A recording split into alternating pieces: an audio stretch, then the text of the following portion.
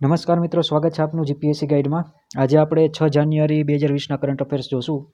સચોટ અને સરળ અને માત્ર ઓથેન્ટિક કરંટ અફેર્સ માટે આપણી યુટ્યુબ ચેનલને સબસ્ક્રાઇબ કરો અને ઇન્સ્ટાગ્રામ પર પણ આપણે જીપીએસસી ગાઈડ નામથી પેજ છે એને પણ ફોલો કરો. તો આજે 6 જાન્યુઆરીના કરંટ અફેર્સ જોઈએ. આપણે આજના કરંટ અફેર્સમાં જે કરંટ અફેર્સનો સમાવેશ છે એનું લિસ્ટ અહીંયા તમે જોઈ શકો છો. જેમાં ઈસરોનું બીજું પ્રક્ષેપણ કેન્દ્ર તમિલનાડુમાં બનાવાશે.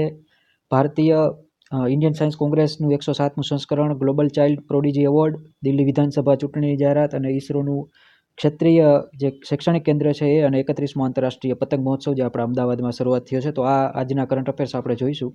અંત સુધી વિડીયોને જોજો. તો શરૂઆત કરીએ. સૌપ્રથમ છે ઈસરોએ પોતાનું બીજું પ્રક્ષેપણ કેન્દ્ર લોન્ચ પોર્ટ જે છે તમિલનાડુના તુતીકોરીન ડિસ્ટ્રિક્ટ છે એમાં બનાવશે.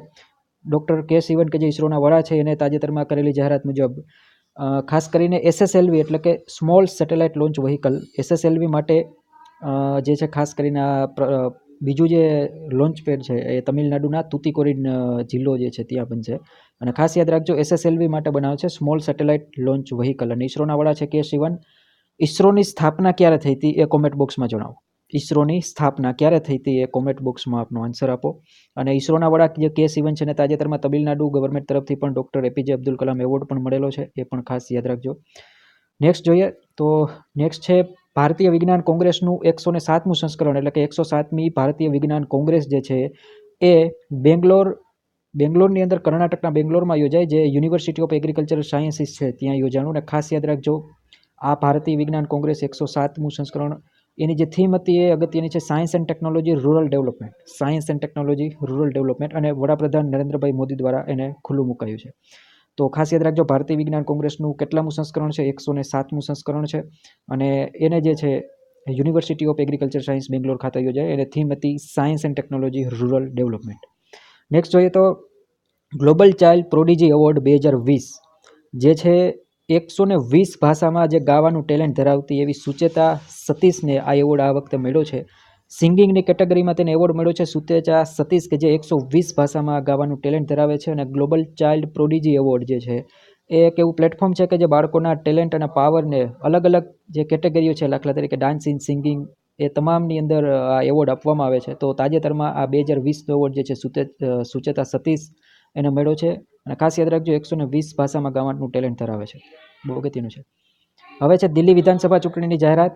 દિલ્હી વિધાનસભા ચૂંટણીમાં જે છે 8 ફેબ્રુઆરીએ મતદાન થશે, એની 12 ફેબ્રુઆરીએ પરિણામ મળશે. અને એની 70 બેઠકો છે જેની બહુમતી માટે 36 સીટ જોઈએ. એટલે ખાસ યાદ રાખજો, બહુ અગત્યનું છે. દિલ્હી વિધાનસભા ચૂંટણીની જાહેરાત થઈ, 8 ફેબ્રુઆરીએ એનું મતદાન થશે, પરિણામ 12 ફેબ્રુઆરીએ.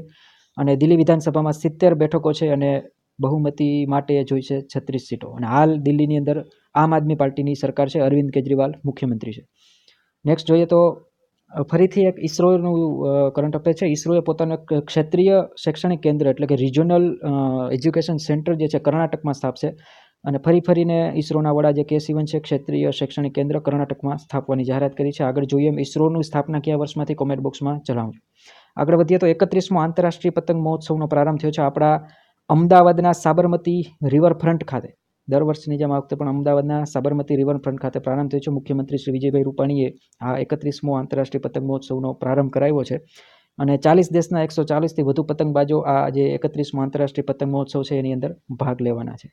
તો મિત્રો, આ હતું આજનું આપણું કરંટ અફેર્સ 6 જાન્યુઆરીનું. કેવું લાગ્યું આપને? થોડુંક આજે ઉતાવળમાં એટલા માટે કર્યું છે કે મોડું થઈ ગયું છે. સચોટ અને સરળ માટે ફરીને યુટ્યુબ ચેનલ આપણી જીપીએસસી ગાઈડને સબસ્ક્રાઇબ કરો. ઇન્સ્ટાગ્રામ ઉપર પણ પેજ છે એને પણ ફોલો કરો, જીપીએસસી ગાઈડ. ખૂબ ખૂબ આભાર. Thank you.